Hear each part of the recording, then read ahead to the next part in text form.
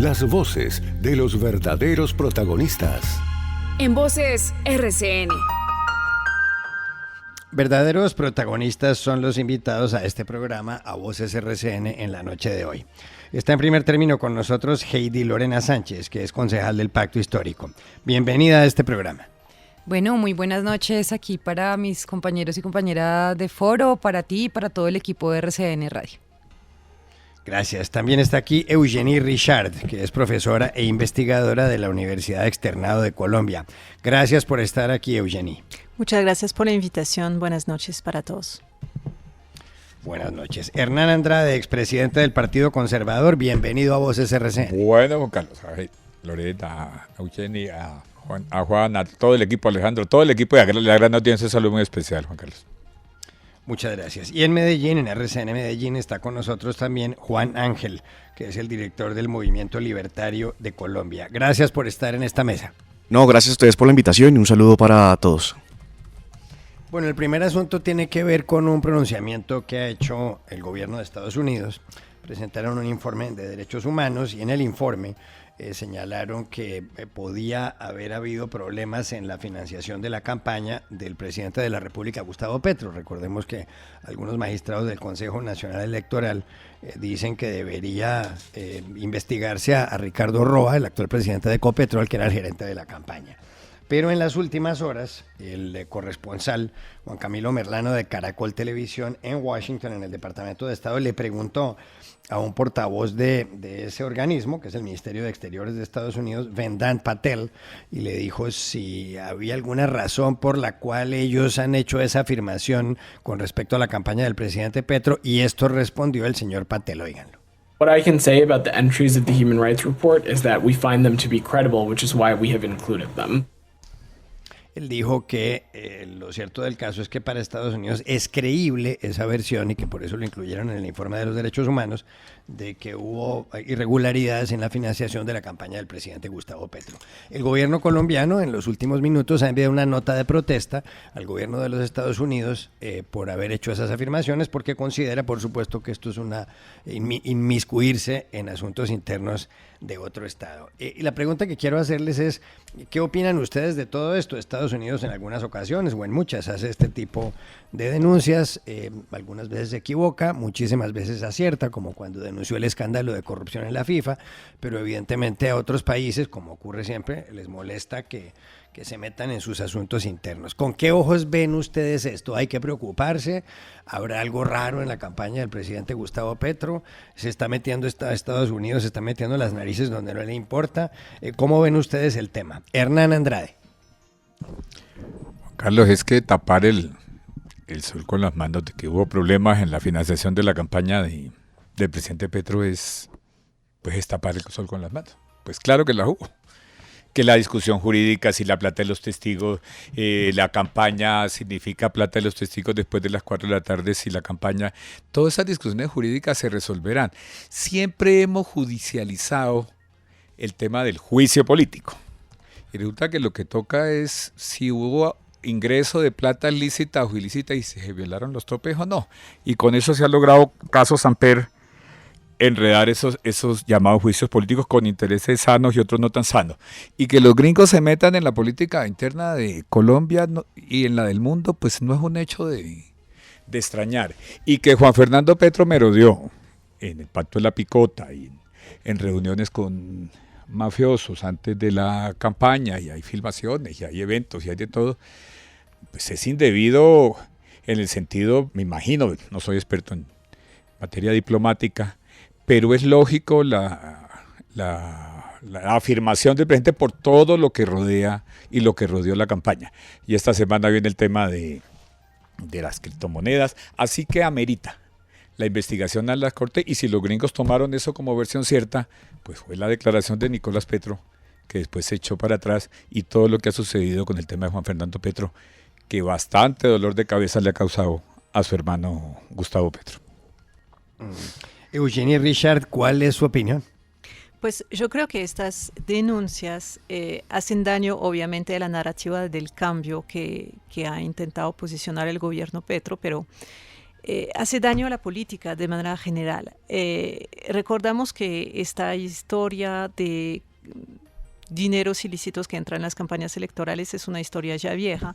Lo hemos visto y escuchado de manera repetitiva en las últimas campañas. Les recuerdo que tenemos un gerente de campaña ahí que estuvo en la cárcel. Entonces, campaña tras campaña, digamos, siempre hay acusaciones de que casi siempre como que hay dinero ilegal que entra a la campaña. Entonces yo creo que realmente, más allá de si es cierto, de lo que si no es cierto, a partir del momento que hay una suspición, pues el daño ya está hecho, y para la opinión pública de manera general ya se vuelve una historia repetitiva, y más que todo lo que hace es que daña la legitimidad de la política, la credibilidad de las elecciones, y eso es, a mi parecer, lo que es lo más grave, es que finalmente participa a la baja legitimidad que tenemos de la política y la democracia en general en Colombia. Entonces, el daño está hecho yo creo para el largo plazo. Más allá de ver si la campaña de Petro fue financiada de manera legal o ilegal, yo creo que para la opinión pública de manera general es decir, de toda manera eso se sabe, eso siempre es la misma historia, y la política en Colombia es así. Entonces hace daño, digamos, a la política en general y sobre el largo plazo. ¿Coincide con la tesis de Eugenie Richard Juan Ángel? Sí, por supuesto. Creo que esto debilita la credibilidad del gobierno. Creo que habla muy mal de la gestión de lo que ha sido el llamado gobierno del cambio, no solamente en materia de conflicto, sino en materia de intereses y la politiquería a la que venimos acostumbrados en el país. Creo que lo más grave de todo es que se estén investigando nexos de la familia presidencial. Coincido con que esto es algo que salta a la vista. No entiendo qué hace el hermano del presidente en plena candidatura y en plena temporada electoral yendo a la picota, hablando del famoso pacto de la picota. Sin lugar a dudas, y además con las declaraciones posteriores sobre perdones y demás, salta a la vista que habían un montón de cosas ya irregulares. Ahora, lo que preocupa es que esto no solamente sigue reafirmando el daño que tiene el país y reafirmando que no estamos ante ningún cambio, sino que además sigue debilitando las relaciones con uno de los aliados más importantes que tiene Colombia, y eso es una de las cosas que realmente preocupan. Ahora, esto súmelo a que no tenemos un embajador oficial hace ya un buen tiempo, súmelo a las declaraciones de Petro sobre Israel, sobre todo con una agenda geopolítica tan complicada, sobre todo cuando entramos a hablar de países como Irán. Ahora, esto va a abrir la puerta a muchas cosas. Lo primero es que tambalea una relación, una confiabilidad de cara a un cambio de gobierno, que seguramente el gobierno de Joe Biden va a ser mucho más permisivo que un eventual cambio de gobierno en Estados Unidos, y además abre la puerta no solamente a investigaciones con regímenes, sobre todo por la relación existente entre Maduro, Saab y Piedad Córdoba en su momento, sino que nuevamente tambalea la credibilidad de Colombia como un aliado de patio, y sobre todo con un aliado tan importante como es Estados Unidos, y obviamente las consecuencias que pueden desprenderse de este tipo de escenarios, como las alertas en viajes, en turismo y demás, inversión privada, y por supuesto pues entrar a una investigación, una lista de nexos, no solamente con terrorismo, sino con regímenes. ¿Qué piensa de este asunto Heidi Lorena Sánchez? Bueno, digamos que aquí hay varios temas como por decir. Lo primero es que Estados Unidos, pues digamos, no es nuevo, digamos, que haga injerencia sobre las dinámicas de los gobiernos y sobre la soberanía y las investigaciones que se tramitan al interior de cada uno de los gobiernos en los diferentes estados. Lo segundo es que obviamente, digamos, este informe tiene a colación otros temas y que ha traído, por ejemplo, en términos de violaciones a derechos humanos, que digamos allí sí es clave, importante, digamos, tomar acciones urgentes en proteger la vida de las personas, de proteger la vida en el país. Digamos que hay una suerte de rumores que han venido escalando y pues que obviamente, digamos, han tenido como ese peso de poner en tela de juicio la financiación de la campaña de Gustavo Petro y Francia Márquez. Yo hice parte de esa campaña y por supuesto que no tengo ningún tipo de duda que, digamos, gran parte de la campaña que hicimos nosotros y nosotras fue a partir del voluntariado, como pues digamos desde estos sectores hemos estado acostumbrados y acostumbradas a hacerlo, y pues hay unos procesos que se están llevando a cabo a través de las instancias a quienes les compete investigarlo, ¿sí? Y es a través del Consejo Nacional Electoral, la Cámara de Acusación, la Cámara de Representantes desde la Comisión de Acusaciones, entre otros. Y pues digamos que acá opera, digamos, como poner el manto de duda este gobierno, pero pues digamos que se fue bastante laxo con financiaciones. Por lo menos tenemos el caso de la investigación, por ejemplo, de la campaña de las campañas presidenciales del 2018, del 2014, y digamos estas también en cómo digamos de alguna forma se cambia la dinámica política en el país. Ahí se presentó una reforma política, por ejemplo, en el Congreso de la República, donde se buscaba de alguna manera la financiación 100% estatal para prevenir precisamente ese tipo de financiaciones non santas en todo tipo de campañas, no solamente a cargos uninominales, sino también a corporaciones públicas. Entonces, digamos que yo no considero que haya una ruptura en términos de las relaciones del gobierno colombiano con el gobierno de Estados Unidos. Colombia está en su legítimo derecho de manifestar, estar en desacuerdo con lo que se dice, más cuando se están tramitando las investigaciones pertinentes en cada uno de los entes a quienes les corresponde hacerlo. Entonces, digamos que no debilitan en ese sentido las relaciones que se tienen con Estados Unidos, pues digamos, como pues los anteriores gobiernos. Obviamente hay otros acentos, otros puntos, digamos, u otro enfoque en términos de las relaciones de parte de este gobierno nacional, diferente a las de anteriores gobiernos. Bueno.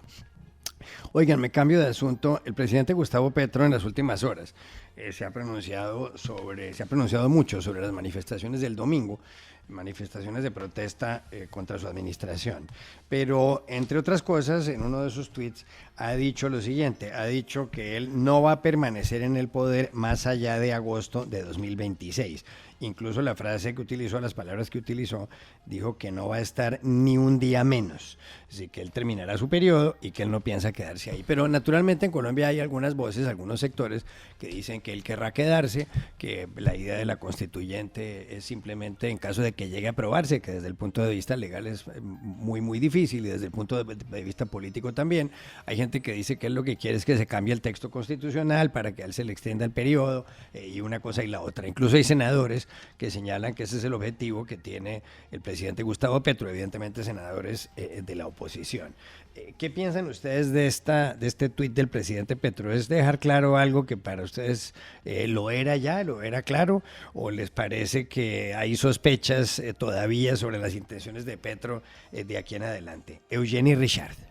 Pues estamos acostumbrados a que Petro trine, y que cuando utiliza su cuenta de X, pues muchas veces crea polémica, ¿no? Y polarización. Pero digamos que es una estrategia ahí para muchas veces captar la atención, la agenda mediática, la agenda pública, que la gente empiece a hablar y que entonces el presidente esté en el centro, digamos, de la atención tanto de la gente como de los medios. Entonces, este tipo de declaraciones, pues el problema es que polarizan mucho y despiertan unos viejos fantasmas que ha despertado la izquierda en América Latina, y finalmente que alimenta el contrarrelato de la oposición, diciendo, miren, finalmente Petro es como Maduro, Petro es como Evo Morales, es el primer paso que ellos hicieron para convertirse en dictadores que se reeligieron de por vida, y sabemos cómo eso terminó. Entonces, digamos que este tipo de declaraciones efectivamente puede generar una cierta incertidumbre. Estamos acostumbrados finalmente a que el presidente Petro busque la polarización, y en sí, pues yo diría que de pronto no está tan afortunado, porque la finalidad de la comunicación de gobierno encabezado por el presidente es de generar consenso. Eso es lo que tiene que hacer un mandatario, generar consenso para poder tener el apoyo de la opinión pública y dentro de las instituciones para ejecutar, digamos, su plan de gobierno. En este momento tenemos un presidente que vemos tiene dificultad a generar consenso, porque comunica más como el líder de la oposición que como realmente el jefe de Estado. Y entonces, en vez de buscar la unión, en vez de buscar el consenso que le podría ayudar también a ganar batallas políticas dentro de las instituciones y dentro del país, está generando este tipo de declaraciones que puede finalmente generar malestar, polarización, emociones muy fuertes. Entonces, Aquí, más allá de saber si Petro se quiere elegir o no se quiere elegir, está siguiendo con una línea narrativa del golpe blando. De todas maneras me van a sacar, van a ver, no voy a poder terminar mi mandato, y todo eso alimenta un imaginario público, un imaginario colectivo que está basado sobre el miedo y la polarización, y eso desde un punto de vista de comunicación estratégica pues no es la mejor cosa que puede hacer el presidente, porque en vez de generar consenso y unión, está generando más que todo polarización y división de la sociedad. ¿Coincide con ese punto de vista, Juan Ángel? Pues yo creo que esto de estarle creyendo al Twitter de Petro es una vaina que ha sido muy nociva para el país. Yo creo que, sin lugar a dudas, Petro no cierra la ventana a una reelección. Esto ya hemos visto que incluso él se ha expresado de forma muy positiva, incluso ante dictadores de la región. Entonces yo creo que no la cierra. Creo que esto es algo que no hay que creer, que hay que dudar, que hay que cuestionar, sin lugar a dudas. No solamente porque lo ha dicho varias veces, sino que ya Petro ha mostrado un perfil totalmente megalómano, y basta con ver un repaso de cuáles han sido sus acciones. Este vaivén, por ejemplo, de la constituyente, de sí a la constituyente, no a la constituyente, venga, le firmo en mármol, venga, ya no, es básicamente un pulso de reality show que hace desde la comunicación y las políticas, porque si este gobierno se ha caracterizado por algo, ha sido en tantear primero, literalmente como un reality show, a ver qué dice la gente, y ahí va dando pasitos. Se dio cuenta que acá ya se encontró con un problema. Ahora, otra cosa que vale la pena tener en cuenta es que Petro desde el momento cero ha buscado no solamente un control del Congreso o pasárselo, sino también de la institucionalidad, y esto podemos tener muchos casos. Ha buscado el poder a toda costa, hoy como presidente, pero antes lo buscó por la fuerza, por la vía armada. Entonces, lo que tenemos es un presidente que no respeta al Congreso, que abiertamente dice que al Congreso hay que ponerle un INRI arriba, porque no le pasa las reformas que él quiere como él quiere, que encima que dice abiertamente que es que una manifestación de cientos de miles es algo mínimo, y que son uribistas que quieren derrocarlo, que además es desconocer totalmente la voluntad del pueblo. Tuvimos una de las marchas más grandes de la historia del país, y él la resume a algo muy pequeño, incluso las compara o dice que esto tuvo discursos de odio por 2-3 casos aislados, pero eso sí, en las marchas que fomentaba él y que financiaban desde su sector, que quemaban buses, torturaban, asesinaban y demás, eso sí estaba perfecto. Entonces, ahora yo creo que esto es básicamente ceder ante la presión. Se dio cuenta que acá ya hay un espectro importante, o una cantidad importante de personas que están diciendo, ojo, constituyente no, ojo, reelección no. Y esto es algo temporal. Después va a volver al mismo discurso de es que el poder constituyente, desconociendo además que esos 11 millones de votos que obtuvo él no son de él, sino son contrarios al uribismo, desconociendo una diferencia de apenas 700.000 votos y bueno, desconociendo todos los procesos. Ya vamos a ver incluso algo muy similar, que es lo que han hecho ellos siempre, que ya por ejemplo Heidi lo hacía hace un rato, es hablar de rumores cuando tenemos investigaciones abiertas ante la familia del presidente y ante el presidente. Hablar de ser laxos con el contrario, como justificando lo que pasa ahora. Y esa es un poco la narrativa que ha impuesto el petrismo en el país. Creo que esto es algo de un ratico y que más adelante lo vamos a volver a escuchar hablar de reelección. Ya. Heidi Lorena Sánchez, ¿qué opina? Bueno, Juan Carlos, lo primero que hay que plantear es que ha sido, digamos, mentiroso el debate que se da en decir que una Asamblea Nacional Constituyente es antidemocrática. No voy a entrar en si estoy de acuerdo o no con la Asamblea Nacional Constituyente, pero lo cierto es que una Asamblea Nacional Constituyente requiere de la intervención de las 3 ramas del poder público, del legislativo, del ejecutivo, del judicial y del voto popular. O sea, es decir, no se puede convocar una Asamblea Nacional Constituyente vía decreto, sino que esta tiene como tal que pasar por las distintas ramas del poder público. Y así mismo, un acto legislativo no se pasa por un solo debate, sino un acto legislativo requiere 8 debates si para hablar de reelección se trata, ¿sí? Y digamos que en ese sentido el presidente de la República ha sido claro en no querer reelegirse. Lo que sí nosotros queremos es que se reelija un proyecto político, y un proyecto político que puede estar en cabeza de otra persona que hace parte del pacto histórico, que hace parte de esta orilla política, pues porque por supuesto los gobiernos deciden, o pues por eso mismo lanzan candidatos o candidatas de su orilla política, porque quiere que haya continuidad de las políticas y de los mandatos pues que quisieron pues ejecutar durante 4 años. Y lo cierto es que, digamos, en el marco de la discusión política, digamos, hay muchos temas más allá de lo que el presidente menciona a través de su cuenta de X, que realmente es, digamos, como el espacio donde de alguna forma se tiene eco para poder comunicar, porque pues sabemos perfectamente que no siempre están los canales de comunicación en todos los medios de comunicación, sino que a través de su cuenta es donde pues permite comunicarse y de alguna manera, como lo decía la doctora Eugene, sí hay, digamos, como una atención sobre lo que él menciona a través de sus redes sociales y pues en últimas viene siendo como lo que está también sujeto a análisis. Lo cierto es que sí hay una suerte y es, bueno, cuando nosotros hablamos de poder constituyente, y yo quiero contarles, y también para que ustedes lo sepan, que algunos sectores políticos hablamos de constituyente antes en el 2015, 2014, 2013, como una forma incluso de refrendar los acuerdos de paz, después, más allá del plebiscito, de cuál era ese mecanismo democrático que pues con el cual deberían refrendarse los acuerdos de paz. Incluso algunos hablamos de una Asamblea Nacional Constituyente y hicimos parte de lo que se denominaron Constituyentes por la Paz, que incluso fueron lanzadas el 20 de febrero del año 2013, digamos, con la idea de poder generar un proceso constituyente alrededor de temas centrales que están dentro del acuerdo de paz, ¿sí?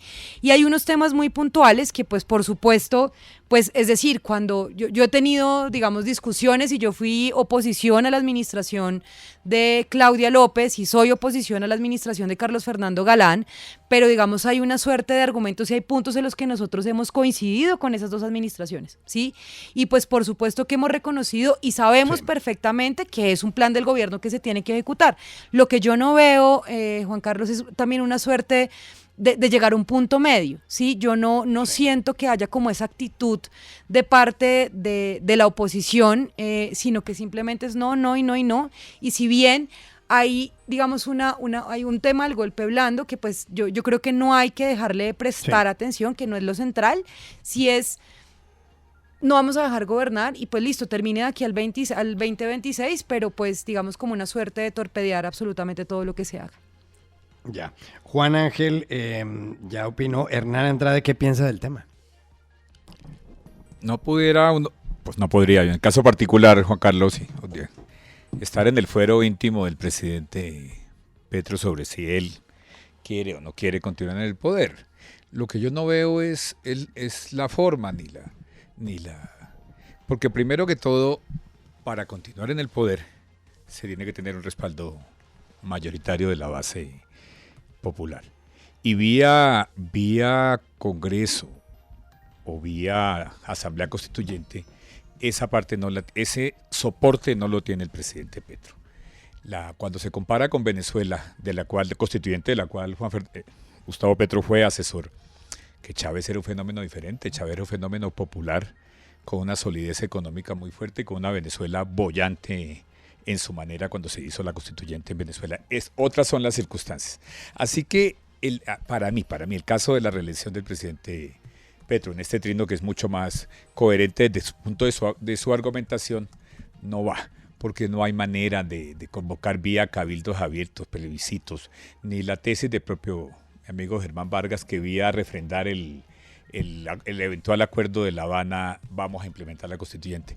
Para mí no hay forma, es un mecanismo del presidente tratar de agrupar, de tener sus bases abiertas, de preparar la segunda vuelta presidencial, de consolidar un proyecto político a largo plazo. Pero en mi sentir, sin estar en el fuero íntimo del presidente Petro, porque no hablo con él, no tengo manera de interpretarlo, no hay posibilidad en Colombia de la reelección presidencial. Así que nosotros tenemos una institucionalidad, unos debates por hacer en el Congreso de Colombia, una agenda legislativa por sacar. Vamos a ver, y la reflexión final de esta intervención es, ¿qué pasa este fin de semana? Para ver si por lo menos algunas voces dentro del interior del gobierno que fueron claras, que no desconocieron la explosión popular y el respaldo popular de las marchas del domingo, se imponen al interior para que haya un diálogo sobre ciertos temas. Hoy el tema de la reforma pensional es de los proyectos del gobierno nacional que se pueden concertar y se pueden mejorar y se pueden sacar adelante si existe un buen ánimo conciliatorio.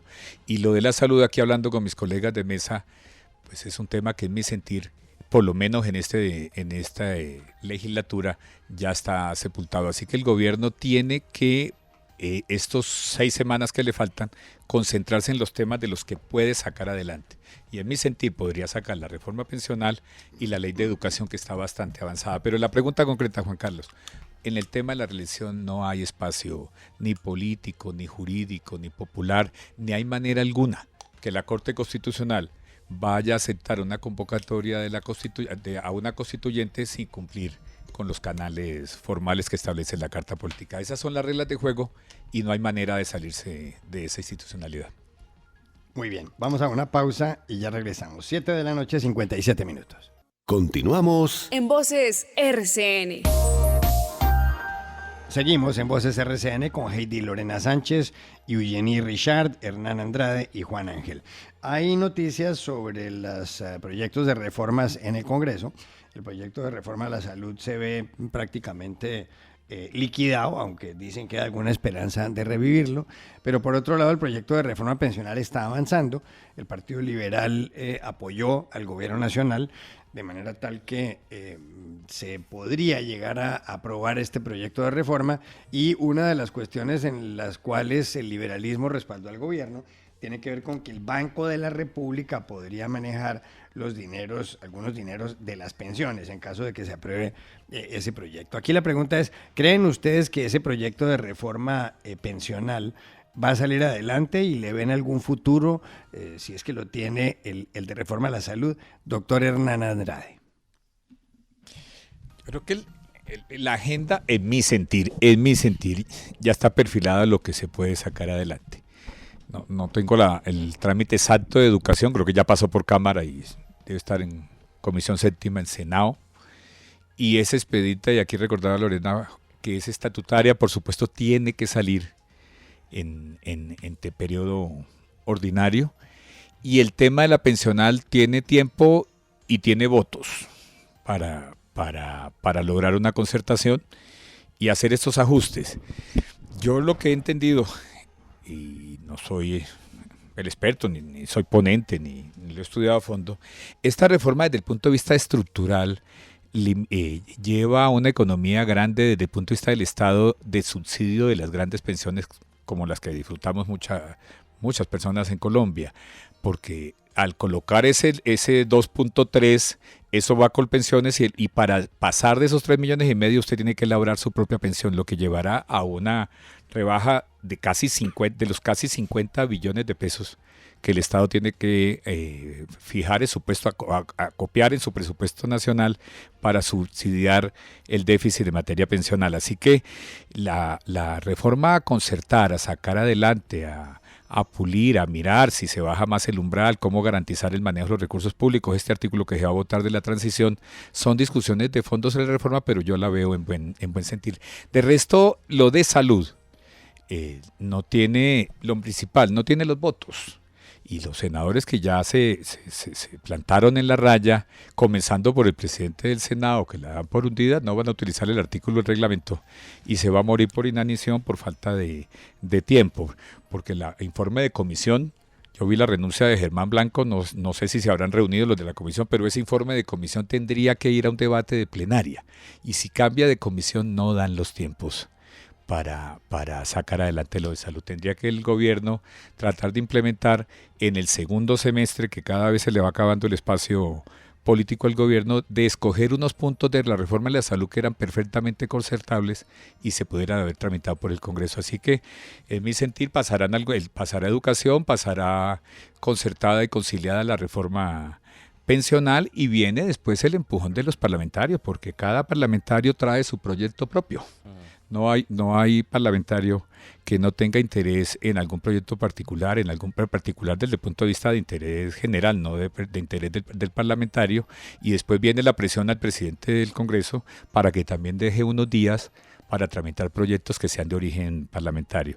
Así que creo que se va a reducir a lo que hoy se está viendo y discutiendo, pasar la pensional a la Cámara y pasar educación, y lo de salud, el gran riesgo de lo que va a pasar en salud, ahí la apuesta la hizo el gobierno con las intervenciones de Sanitas.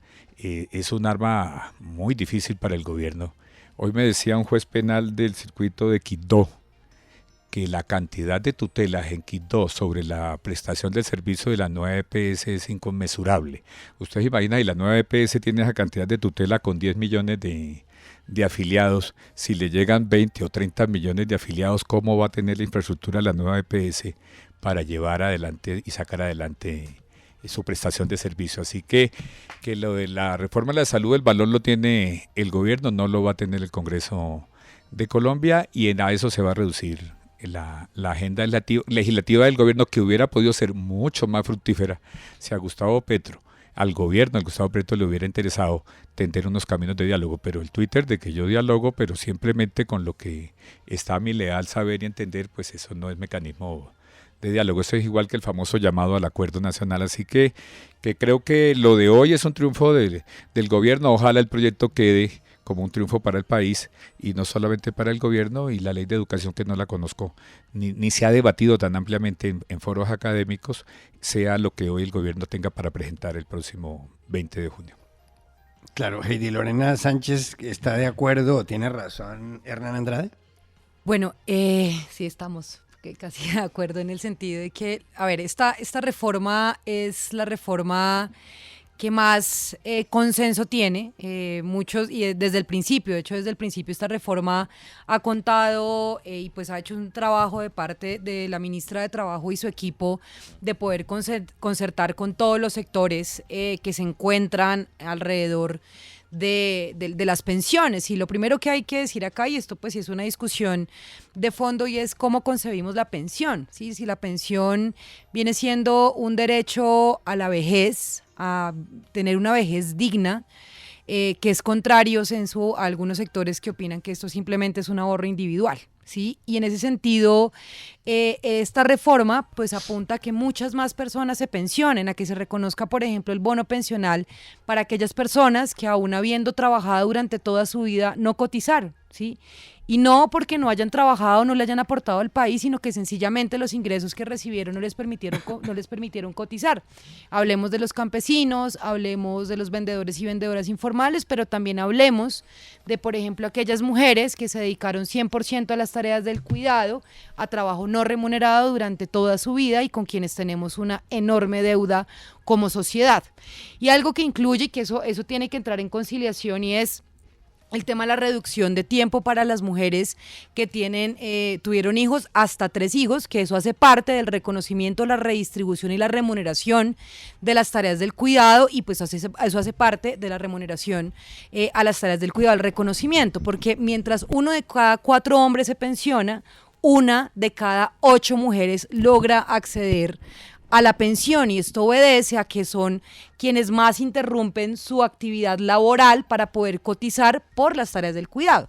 Aquellas mujeres que renuncian a sus trabajos, a su proyecto de vida, a su proyecto económico de vida, por dedicarse al cuidado de sus hijos, hijas, o cuando tienen otras personas a su cargo, entiéndase personas en condición de discapacidad, entiéndase adultos mayores, y esto, digamos, hace que no estemos en el mismo tiempo y en las mismas condiciones en el sistema pensional. Entonces me parece clave que el Congreso de la República avance. Por supuesto que, digamos, no podemos decir que es una reforma perfecta, ¿sí? O sea, no creo que es una reforma perfecta la que se presenta, pero sí avanza en que haya más personas pensionadas en nuestro país, y yo creo que hacia allá es donde pues es el objetivo de avanzar como gobierno. Muchas mentiras también alrededor de esta reforma pensional, como hablar de la expropiación de la pensión, o hablar de que se iba a aumentar la edad, que eso sí, en eso ha sido enfática la ministra de Trabajo, y ella desde el momento uno dijo, ella se metió en una reforma pensional, pero en ningún momento iba a meterse en una reforma pensional que aumentara la edad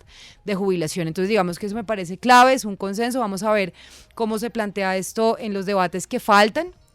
Y bueno, y pasa lo de la reforma de la educación, para que la educación sea un derecho fundamental, no sea o esté ubicada en la Constitución política como un derecho económico, social y cultural, en un capítulo que no corresponde a derecho fundamental. Esto me parece importante porque, sin lugar a dudas, las personas que pueden acceder a educación y llegar a educación superior, a culminar con un título universitario, mejoran ostensiblemente no solamente su calidad de vida, sino la de su familia también.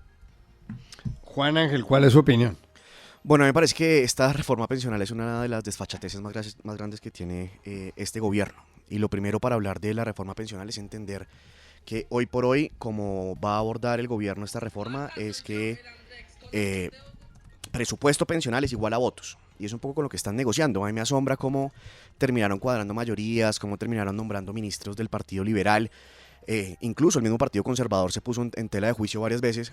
Y a mí me asombra que justo esa reforma termina pasando. Yo creo que la única forma de aprobar algo como esta reforma pensional, que básicamente es un esquema Ponzi, es una estructura piramidal, donde los que están pagando hoy mantienen a los que ya se pensionaron, sobre todo enmarcado en unas cifras del DANE donde año a año viene disminuyendo la población colombiana. Entonces básicamente se sabe que eso no se va a poder mantener, literalmente es un esquema Ponzi. Para los que no saben, es esto: los que pagamos hoy mantenemos a los que ya están pensionados. Además de esto, pues las proyecciones dicen que básicamente las pensiones van a significar el 180% del PIB según ANIF. 180 del PIB. Eso es una vaina absurda. ¿Cómo es posible tener un Congreso que está aprobando esto? Ahora, uno puede decir, no, es que esto son conjeturas y bueno, lo que usualmente termina diciendo la oposición. Pero venga, veamos lo que dice el ministro Bonilla. Él dice que en 2070 se va a acabar el fondo de ahorro pensional. ¿Qué quiere decir eso? Pues que la gente no va a tener su pensión garantizada y que vamos a tener un hueco enorme. Pero ya Heidi mencionaba a la ministra de Trabajo, Gloriana Ramírez. Según ella dice que en 15 o 20 años necesitamos otra reforma laboral. Entonces, Pensional. ¿qué tan... Pensional, sí. Perdón, otra reforma pensional. 40. ¿Qué tan descarado tiene que ser uno para proponer una reforma que de entrada sabe que va a fracasar en un par de décadas, que de entrada sabe que en 15 años además necesita volverla a realizar, y además una reforma que no solamente está expropiando el ahorro de los colombianos? Falso.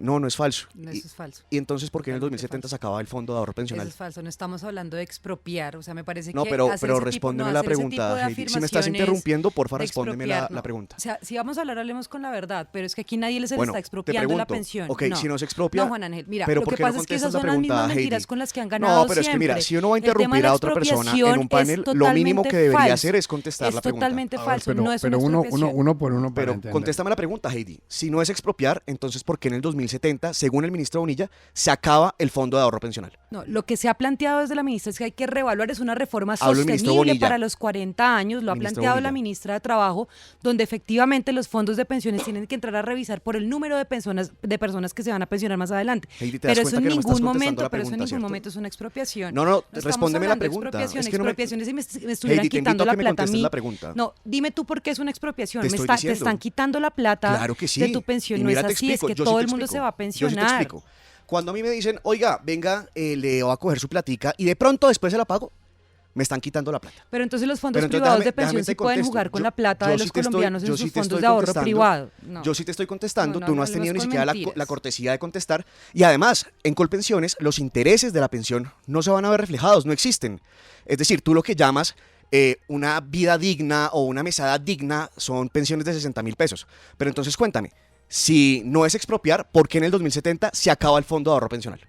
Eso no lo ha planteado de esa manera el ministro Bonilla, eso no habla de Está expropiación grabado. puntualmente. Lo que habla y ha definido el ministro y la ministra de Trabajo es que más personas se pensionen, que permita haber un ahorro pensional donde interviene Colpensiones e intervienen los fondos de ahorro también. Y que eso permita que un número más amplio de personas puedan pensionarse conforme a lo que cotizan tanto en los fondos privados como en Heidi, Colpensiones. si te muestro la grabación del ministro Bonilla, ¿haces una retractación pública de lo que acabas de decir?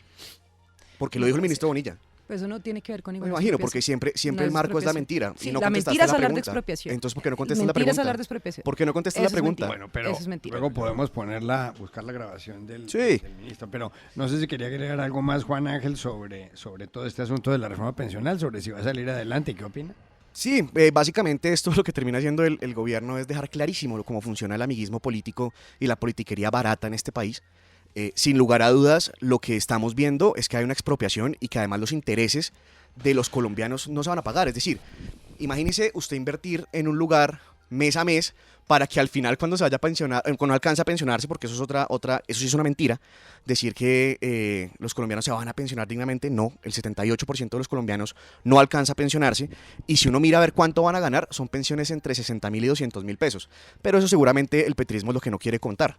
Entonces, sin duda, no solamente expropian el ahorro, sino que además se roban los intereses de los colombianos porque literalmente los omiten. Es decir, si una persona quiere retirar su ahorro, le van a decir, ve, acá está, más lo del anual, y chao, nos vemos. Si quiere, si no, le pagamos unas cuoticas de 60.000, 200.000 pesos, pero pues por supuesto que eso es lo que llama el gobierno vivir dignamente, una mensualidad de 60.000, 200.000 pesos. Óigame, voy a tratar de cambiar de tema. Perdón, Sí, hay está una el cosa que siguiente. quería decir acerca de eso y de pronto Adelante, puedo es hablar que iba a ir como, justamente con Eugeni, pero adelante, Eugeni. puedo hablar como europea. En Europa tenemos una reforma pensional cada 4 años. Porque Así es una realidad, la pirámide poblacional nos obliga a eso. Y finalmente a Petro no le fue tan mal. Acuérdense lo que le pasó a Macron. Macron pasó la reforma de 62 a 64 años y ha tenido el país que se le ha venido encima. Fueron unas marchas grandísimas, perdió como 15 puntos de popularidad. Quiero decir que eso es un tema muy... pues es un tema que Pero, realmente genera mucho repudio. Pero ahí por te quiero interpelar. 30 segunditos. Pues ¿por qué Petro no se da esa pela? Pues porque él juega a lo popular. Porque reforma seria, y ahí discrepo entonces de Lorena, es si nos metemos con la edad de las pensiones. O si Sí. igualamos. Pero por supuesto Pero ese tema pasa de obviamente largo, vamos a necesita tener que reforma llegar a eso. legislativa, necesita tal, y esa pela no se le va a dar el presidente Pero Petro. el próximo gobierno le va a tocar, meterle claro. mano. Miren que en Italia uno se pensiona a los 67 años. Claro. Eso es una realidad porque las pirámides poblaciones pues no dan más para eso. Y ahora estamos hablando que en Europa todavía es un sistema contributivo, es decir, que efectivamente, como le decía, aquí los que están trabajando están pagando para los que están actualmente pensionados.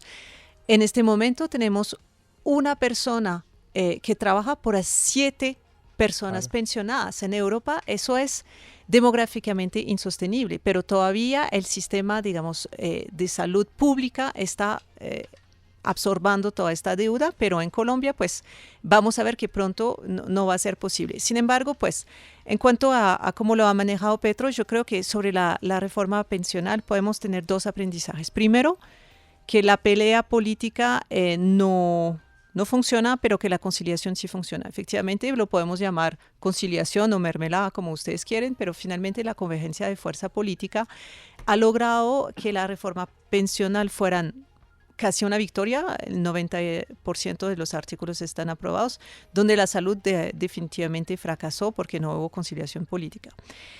Pero además, el segundo aprendizaje es que creo que también las reformas se ganan en la opinión pública. Hoy estuve sorprendida esta mañana de ver un spot que sacó el presidente Petro en su X, bastante bien hecho, sobre la historia de José, con un storytelling súper poderoso. Entonces, no habla el presidente en ningún momento, habla José, entonces un pobre campesino de más de 80 años, que ha sido campesino, que ha sido vendedor de helado, que ha sido desplazado, atacado por los grupos al margen de la ley, y que nos cuenta que para él este bono pensional de 223.000 pesos al mes es una bendición porque le va a permitir regalarse un tintico, regalarse una gaseosita, y que si le sobran 10.000 pesos al fin de mes, pues para él será algo maravilloso, y que él nunca hubiera podido soñar con eso si no fuera por la reforma pensional. Y al final, pues el gobierno nos dice, gracias a este bono pensional, pues 2,5 millones de colombianos que no iban a tener pensión van a poder recibir estos 223.000 pesos. Claro. Y entonces pues vemos que ya estamos ganando también el pulso, no solamente dentro de las instituciones, pero también dentro de la opinión pública, y eso es importante. Con este tipo de piezas podemos, digamos, cambiar un poquito la visión, la percepción sobre lo que es la reforma pensional. Es un mal para uno bueno, y digamos que Petro lo ha logrado mejor que Macron, por ejemplo. Claro, pero Eugeni, le iba a preguntar algo. Usted hablaba del caso de su país, que es Francia, en donde hay una reforma pensional cada 4 años, y eso es cierto. Yo he sido por muchos años corresponsal en España. Aquí en España, a partir del año 2027, la edad de jubilación va a subir a los 67 años. ¿Y qué ocurre? Ese problema, y yo no entiendo por qué no se lo dicen a los colombianos, no tiene solución. La inmensa mayoría de los jóvenes españoles no van a tener pensión. simplemente no van a tener pensión. Y en Colombia va a pasar lo mismo. Ahora, está bien que se haga una reforma pensional y es necesaria en Colombia y el sistema de pilares posiblemente es una solución, pero al final todos esos van a ser paños de agua tibia. A mí lo que me sorprende, y se lo pregunto a usted, Eugenie, que es especialista en comunicación política, ¿por qué no le dicen a la gente que en el futuro no va a haber pensiones? Que eso se va a reventar, simplemente porque la población se está envejeciendo y no hay tantos trabajadores nuevos. Además, en Colombia, la mitad de la gente está en la informalidad. Juan Carlos, le suscribo, un 30 segundos, le suscribo a intervención. Sí, adelante. Le suscribo a esa intervención porque esa es la realidad. El tema de salud y el tema pensional se montó sobre el tema de unas economías en desarrollo.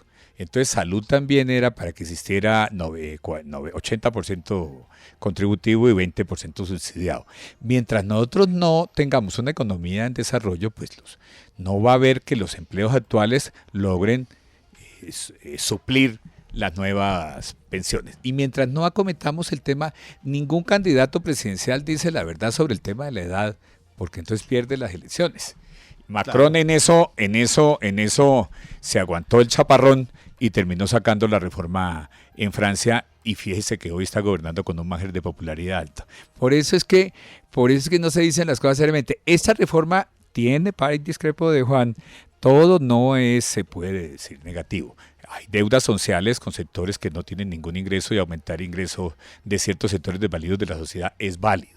Y es válido, Juan, que en el fondo la reforma pensional quita una carga.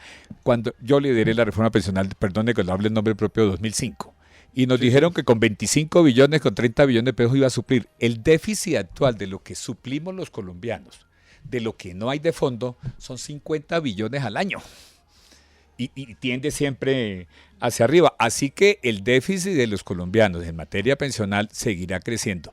Esta reforma tiene partes positivas. Por eso le digo que era de las reformas del gobierno que se podían concertar en un ánimo de concertación. Pero como no se dice, como dice Juan Carlos, que no tiene ninguna aspiración política, sino es un garante aquí de los medios, la verdad, reforma pensional, sin complementarla con el tema de edad, por ejemplo, es muy bonito, Lorena, el tema de los niños, el tema de las mujeres, pero todo eso, fíjate que la ministra no lo avaló porque no tiene el aval del Ministerio de Hacienda. El de todas. No, el de los tres, y lo que pasa es que hubo ahí... Pero no hubo aval de Hacienda.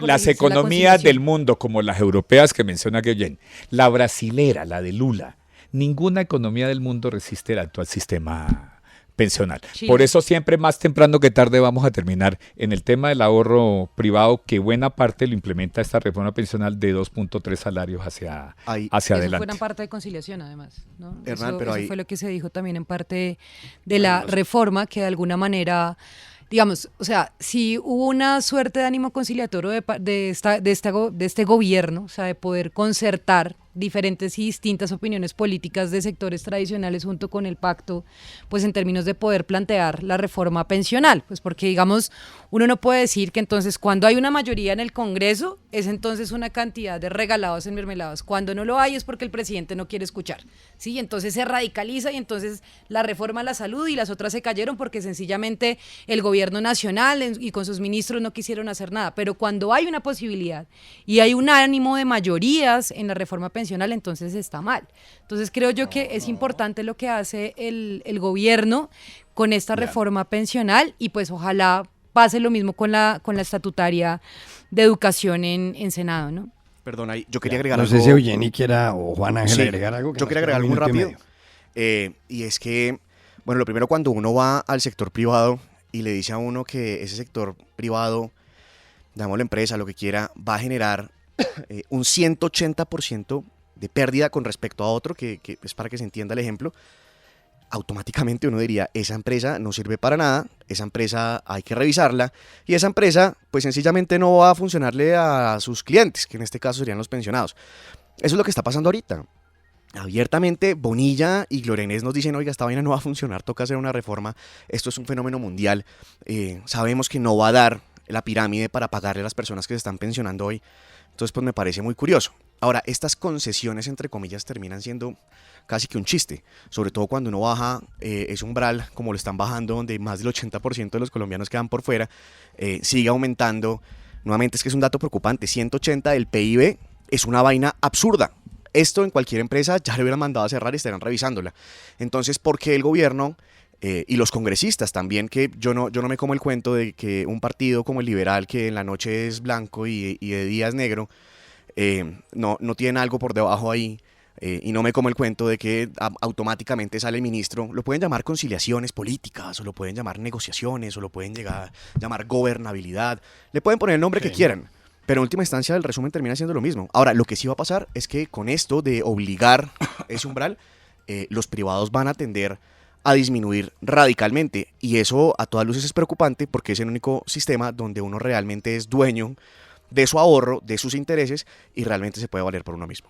Bueno, tengo que despedir ya porque se nos acabó el tiempo y hay una transmisión de fútbol, así que gracias a Heidi Lorena Sánchez por haber estado aquí, a Eugenie Richard, a Hernán Andrade y a Juan Ángel. Ellos recibirán ahora libros por cortesía de la Librería Nacional, y a ustedes los espero mañana nuevamente en Voces RCN, 8 de la noche, 30 minutos.